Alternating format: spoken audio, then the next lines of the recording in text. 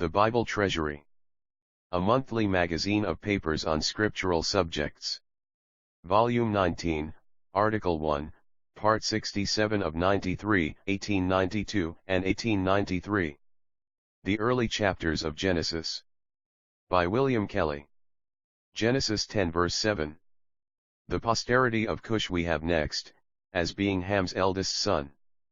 And the sons of Cush, Seba, and Havilah, and Sapta, and Ramah, and Sapcha. And the sons of Ramah, Sheba, and Dedan. Verse 7, see also 1 Chronicles 1 verse 9. The man Seba gave his name to the country and people afterwards known as Meroe between Ethiopia and Egypt.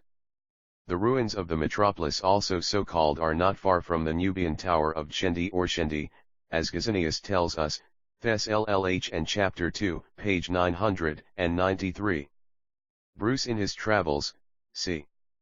Edition 5, page 317, says, if we are not to reject entirely the authority of ancient history, the island of Meroe, so famous in the first ages, must be found somewhere between the source of the Nile and this point where the two rivers unite, for of the Nile we are certain, and it seems very clear that the Atbara is the Asaboras of the ancients. In his volume 6 pages 445 and 446, he confirms the former statement and gives its latitude as 16°26' for the city, adding that there are 4 remarkable rivers that contribute to forming the island Meroe, the Astasisps, or Merib, the Astaboras, or Takaza Copyright, the Astapus, or White River, and the Nile, or Blue River. It is rather, of course, a Mesopotamian tract than an island proper, but no one needs wonder that it was so called. Strabo, 18, page 823, corrects Diodorus Sic, 1, page 23, in that 375 miles would be not the length but the circumference, and 125 miles the diameter. It was rich in mines of gold, copper, iron, and salt, possessed woods of ebony, date palm, almond trees, etc., and abounded in pasture lands and millet fields of double harvest, to say nothing of forests where game and wild beasts were caught. But its fame was long after the first ages of the pharaohs, and the derivation, Diodorus Sic, Josephus, etc., of Meroe from a sister of Cambyses who died during his expedition, is very doubtful. It is rather an adoption from the native designation Meru, which in ancient Egyptian means island, as shown in Smith's Dictionary B3, page 1189. Our authorized and revised versions have Sabaeans, in Isaiah 45 verse 14, where it should surely be Sabines, Sebaim, as the country is named with Cush or Ethiopia in Isaiah 43 verse 3. In Job 1 verse 15 the error occurs of calling the men of Sheba Sabaeans. Both Sheba and Seba are brought together in Psalm 72 verse 10, and we shall find a Cushite Sheba presently, as well as a Joktanite and a Joktionite of the Shemitic line, later on, both of whom found their settlements in Arabia, not in Africa. There is far from the same clear evidence as to Havilah, the second son of Cush, and also another of similar name, the 12th son of Joktan, verse 22. As we know there is a country so called in the account of the rivers of Eden, Genesis 2 verse 11, some have sought it in Chalcis or in modern Georgia, or again to the north of Suez, compare Genesis 25 verse 18, 1 Samuel 15 verse 7. From the scanty references to the Cushite Havilah in Scripture, it is not possible to speak with decision, but there is no doubt that they found their way into southern Arabia, and it would seem that the difficulty is increased by their intermingling with the Shemites of the same name, where the district of Kaola is supposed to have been theirs.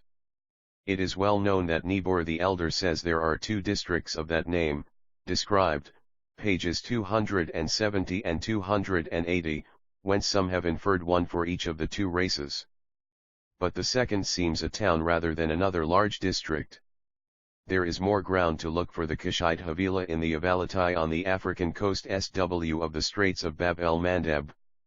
The next son of Cush, Sapta, is generally thought traceable among the Adramatai on the Red Sea coast of Aden, where we have the modern name of Hadramot. C. L. Ptolemy and Orion speak of them, and Pliny the Elder, nh 6, 32, notices a city, Sabbatha, which seems to recall their forefather. It is mentioned by Noble, in his book on these peoples, that there is a dark race in that quarter, though not confined to it, quite different from the ordinary Arab, and pointing to a Hamitic stock. More distinct is the identification of Rama, not only through his own name but in his sons too. Indeed, Ezekiel names father and son as represented long after by the merchants from the eastern coast of Arabia.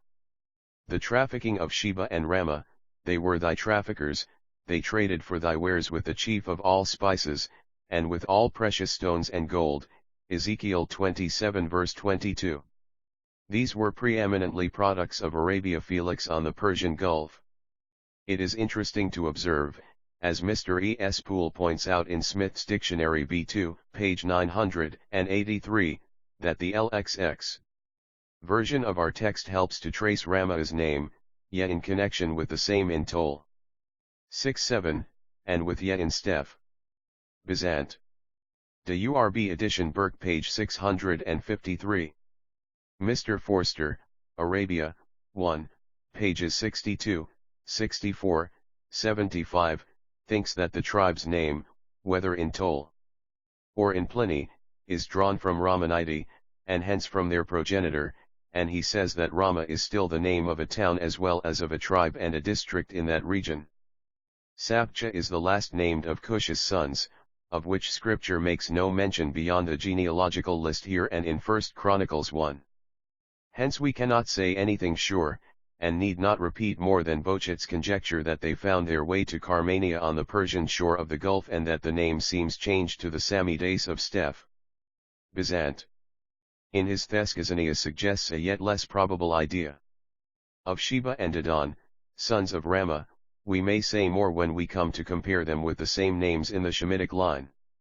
This only may be noticed that in Ezekiel 27 Sheba occurs twice, first, with Rama in verse 22, which fixes him as the Cushite in the same part of Arabia, secondly, with Ashur, etc., in verse 23, which points to the Shemitic line, confirmed by the distinct merchandise of each.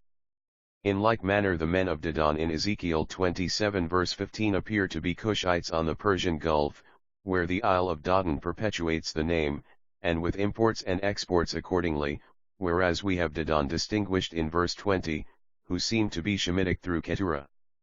Compare Ezekiel 25 verse 13. The Jews, therefore, did not err in assigning to Cush, not only Ethiopia and the contiguous parts in Africa, but the opposite coast of Arabia and the southern shore of Asia generally unto India. But Arabia received also a large Shemitic population, as we shall see, which gave character to their language, and this not only from Joktan, Eber's son early, but from Ishmael's 12 sons, and from Jokshan, Abraham's son still later, with some of Esau's descendants. Even Homer, OD 1, pages 23 and 24, speaks of Ethiopians divided into two parts, the most distant of men, some at the setting sun, and some at the rising. We shall find a Cushite element active early in Babylonia and Africa. It was a Turanian race which included the Turks, but not the Armenians whom they rightly gave to Japhet. But they seem never to have realized that the ancient Persian, Zend, language, and that of northern and central India, Sanskrit, disclose the same Japhetic source.